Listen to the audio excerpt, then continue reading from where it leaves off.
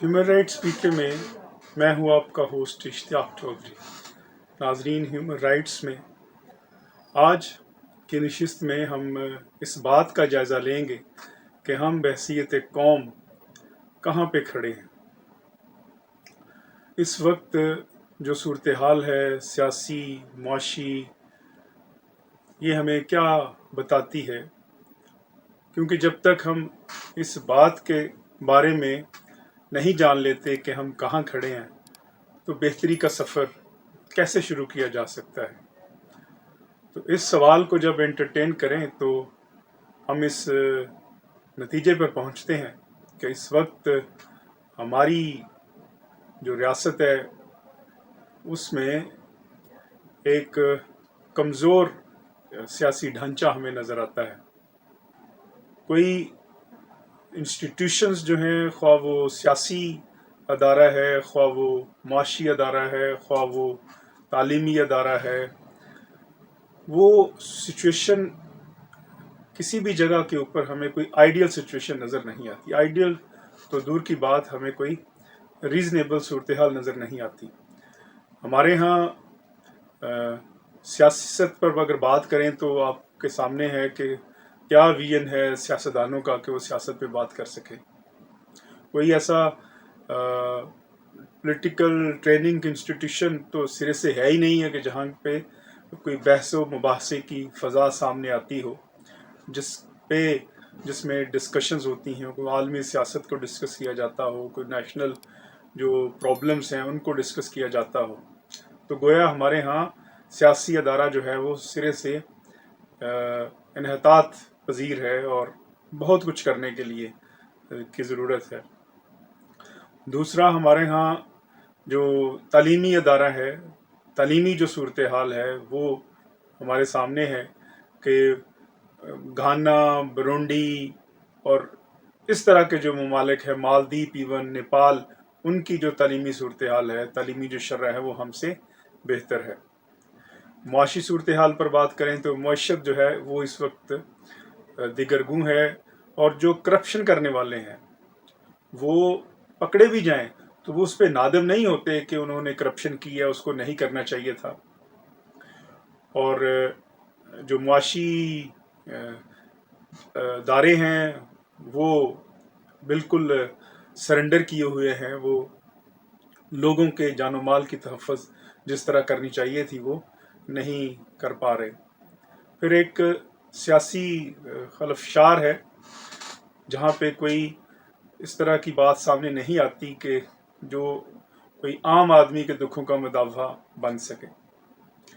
सेहत की सूरत हाल को देखें तो इलाज मुआवजा की वो सूरत हाल नहीं है जो कि होनी चाहिए थी। लोग बुनियादी सहूलतों से महरूम हैं, सेहत से महरूम हैं।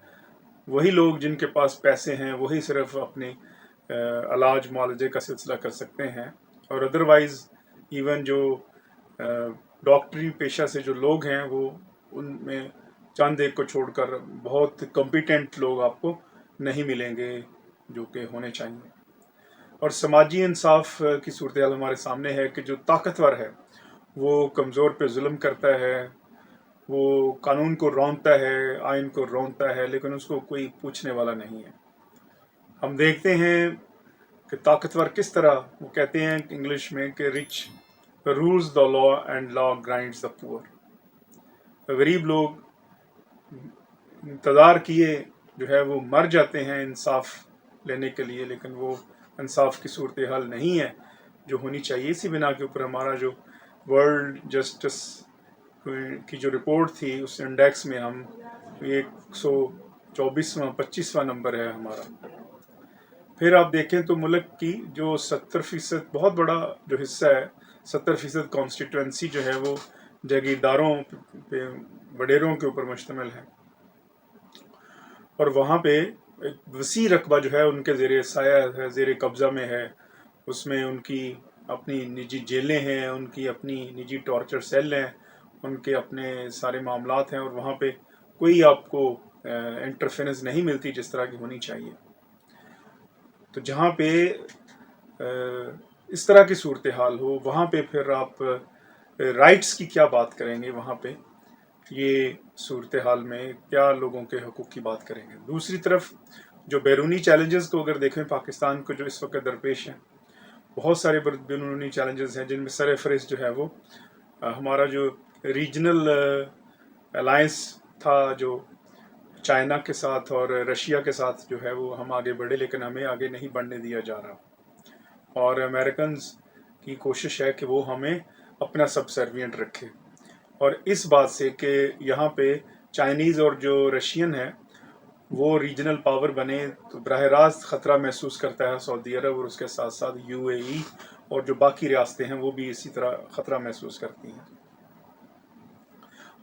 لیکن اس کے ساتھ ساتھ، اور یہی وجہ ہے کہ پاکستان کو مختلف حربوں سے اس کا گھیرا تنگ کرنے کی کوشش کی جاتی ہیں، اور بہت سارے جو نام نہاد جرنلسٹ ہیں ان کو استعمال کیا جاتا ہے، اور پھر ہماری آرمی کے اگینسٹ اور ہماری جو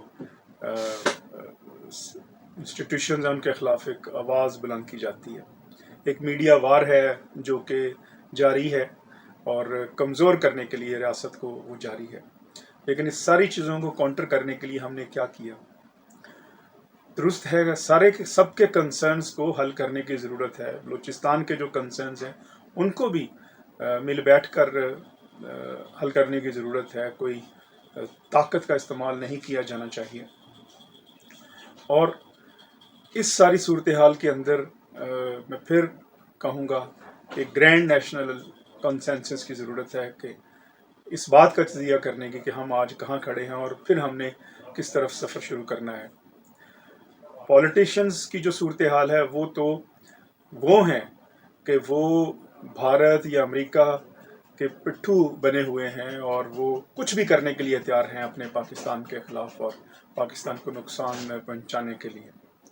لہذا ہم نے ان کو بھی دیکھنا ہے کہ یہ جو ٹریڈیشن ہے کہ آپ اقتدار کے لیے جو ہے وہ گھیرا تنگ کریں جو ریاستی ادارے ہیں، اس کو کیسے کاؤنٹر کرنا ہے. یہ سارے معاملات ہیں جس پر سوچ بچار کرنے کی ضرورت ہے. اگر ہم نے یہ تجزیہ نہیں کرتے ہم کہ آج کہاں کھڑے ہیں، تو پھر ہم بہتری کی طرف سفر کیسے شروع کر سکیں گے. ان تمام معاملات کا تجزیہ کر کے ہی ہم بہتری کی طرف سفر شروع کر سکتے ہیں، اور ہم وہ دن دیکھ سکتے ہیں جب ہم وہ سویرا طلوع ہوتا دیکھیں کہ جس میں تمام کے جو رائٹس ہیں وہ پروٹیکٹڈ ہوں. رائٹ سے مجھے اجازت دیجیے گا. اپنا خیال رکھیے گا. والسلام.